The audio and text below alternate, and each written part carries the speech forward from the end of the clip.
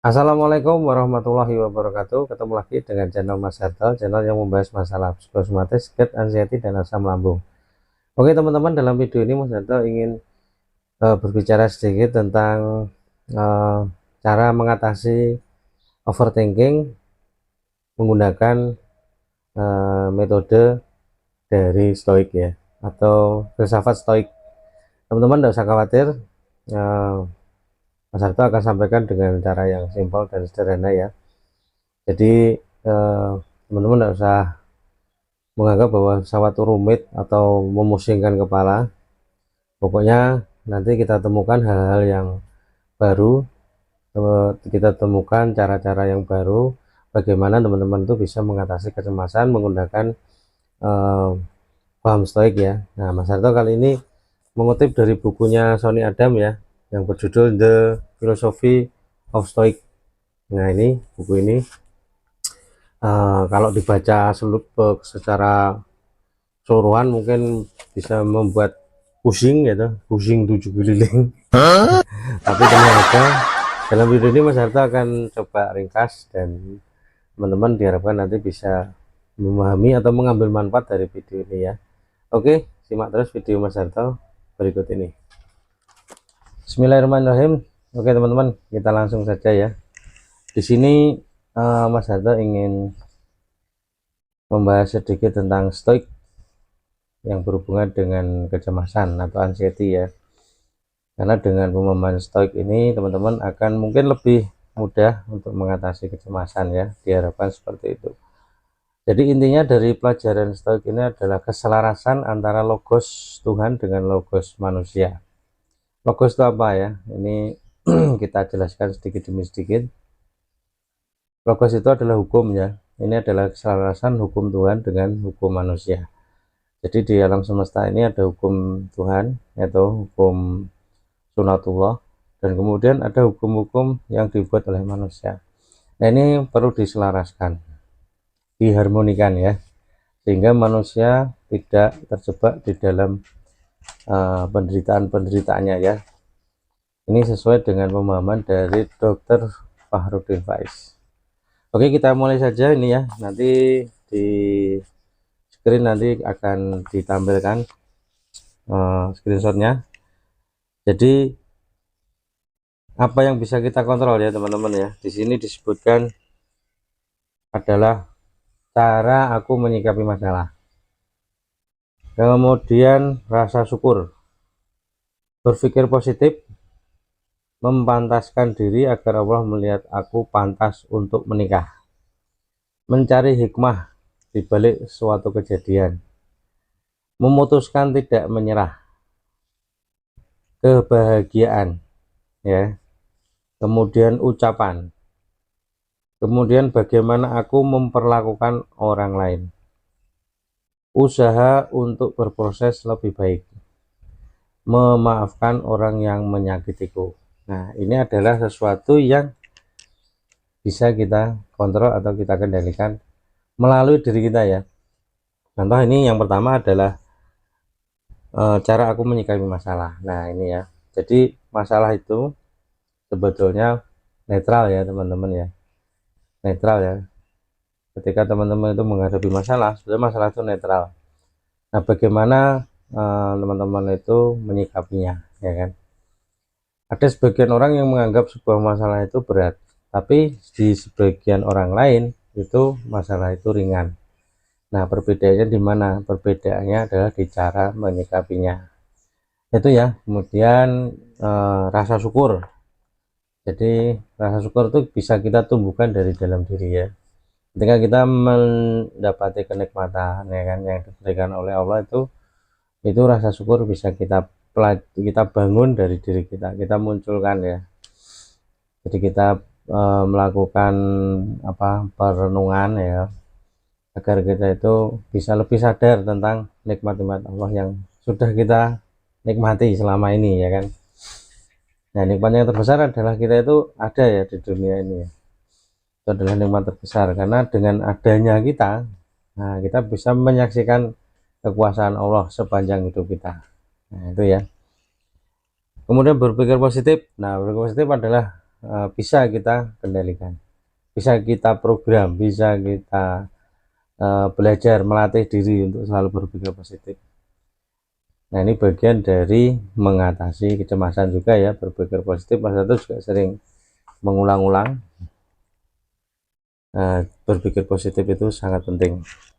Kemudian memantaskan diri. Nah, ketika ingin sesuatu, kita itu ya berusaha untuk merubah diri kita ke arah yang lebih baik ya, sehingga kita lebih pantaslah untuk mendapatkan itu semua karena kita sudah sesuai dengan atau selaras dengan hukum-hukum Tuhan ya kan.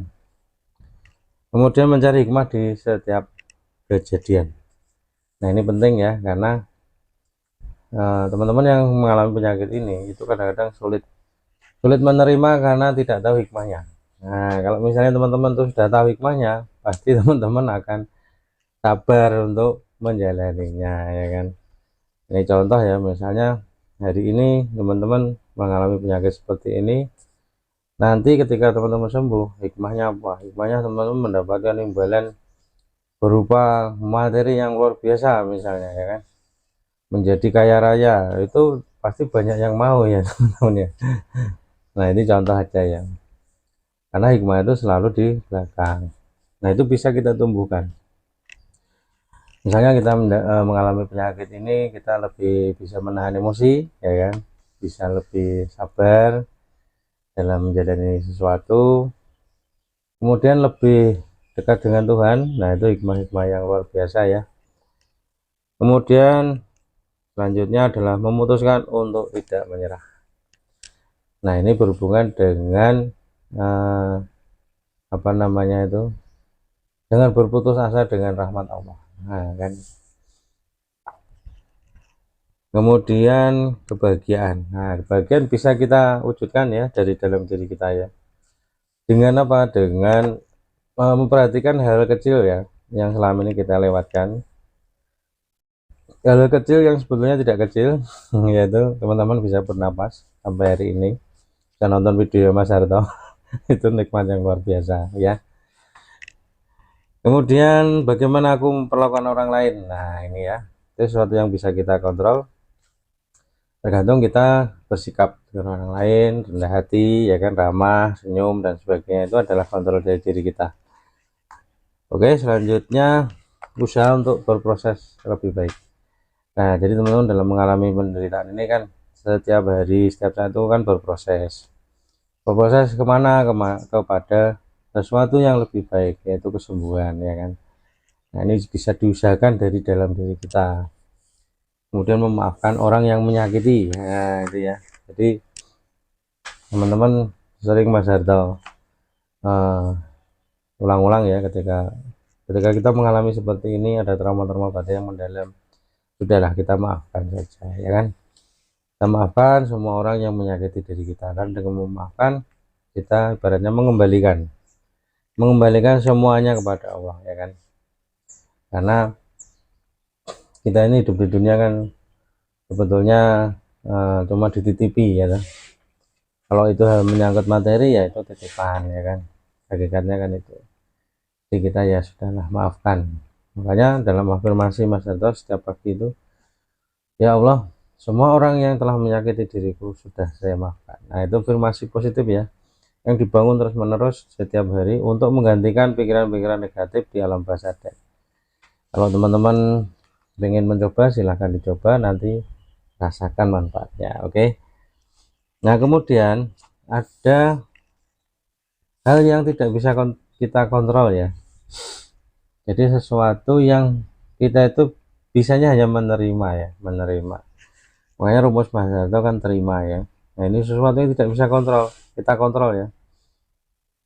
Ini contohnya jodoh ya, jodoh, cuaca, kematian, omongan orang tentang kita, itu tidak bisa kita kontrol teman-teman. Ketika teman-teman mau pergi ke suatu pertemuan atau pengajian atau apapun itu ya, teman-teman pasti akan menerima omongan orang, itu mau tidak mau ya. Ketika mereka ngomong tentang kita, loh kamu kok pucat, kamu kok kurus, kok tambah kurus. Nah itu tidak bisa kita kontrol teman-teman. Yang bisa kita kontrol adalah kita tidak menyikapi terlalu berlebihan terhadap omongan itu, ya kan. Ya memang sulit, tapi tetap harus dilatih ya, dilatih. Pendapat orang lain, nah itu berkaitan dengan tadi. Kemudian bagaimana orang lain memperlakukanku, nah ini kadang-kadang ya, ketika orang lain itu mungkin tidak ramah, ketus, kemudian tidak menghargai kita, ya sudah, kita tidak usah terlalu dipikirkan, ya anggap saja orang itu sedang ada masalah kan gitu. Jadi kita lebih bisa memaafkan. Kemudian hasil akhir dari usahaku, nah ini ya teman-teman ya, teman-teman itu ya ketika melakukan sesuatu selalu mengharapkan hasilnya sesuai keinginan, padahal itu di luar kontrol teman-teman. Ingat ya, di luar kontrol ya, apapun itu ya, termasuk proses teman-teman itu untuk sembuh, itu di luar kontrol teman-teman. Jadi yang perlu teman-teman lakukan adalah usaha ikhtiar berdoa ya kan. Nah sampai pada titik tertentu nanti Allah akan memberikan kesembuhan itu ya. Kemudian ujian, nah ujian dari Allah itu tidak bisa kita kendalikan, kita kontrol, karena itu ibaratnya haknya Allah untuk menguji kita dengan hikmah-hikmah di balik itu ya kan. Kemudian perilaku orang lain, nah ini sama ya, kayak orang lain memperlakukan kita ya. Kemudian masa lalu, nah masa lalu yang sudah berlalu itu tidak bisa kita kontrol. Kita mau kembali lagi, kita mau merubah juga tidak bisa. Kayak di film-film itu ya, apa namanya, time traveler itu kan cerita-cerita ini ya, fiksi ya, bukan ilmiah. Itu tidak mungkin ya teman-teman ya, berarti membalikkan waktu itu tidak mungkin ya. Ya sudah berlalu, ya sudah, kita serahkan pada Allah kan gitu. Terus perubahan seseorang, nah ini berkaitan dengan Mas Hato ya, misalnya Mas Hato mengharapkan teman-teman sembuh, terlalu berharap itu juga tidak mungkin ya, karena itu bukan sesuatu yang bisa Mas Hato kontrol ya. Kemudian kebahagiaan kesuksesan orang lain, nah ini sama ya. Jadi ketika kita mengharapkan kebahagiaan orang lain, terlalu kita pikirkan, itu sesuatu yang tidak bisa kita kontrol, karena itu bukan wilayah kita, bukan wewenang kita. Oke teman-teman, kalau teman-teman nanti penasaran dengan buku ini, bisa beli sendiri ya, Mas Hato nggak jualan. Di sini adalah kita dijelaskan tentang bagaimana paham stoik itu bisa untuk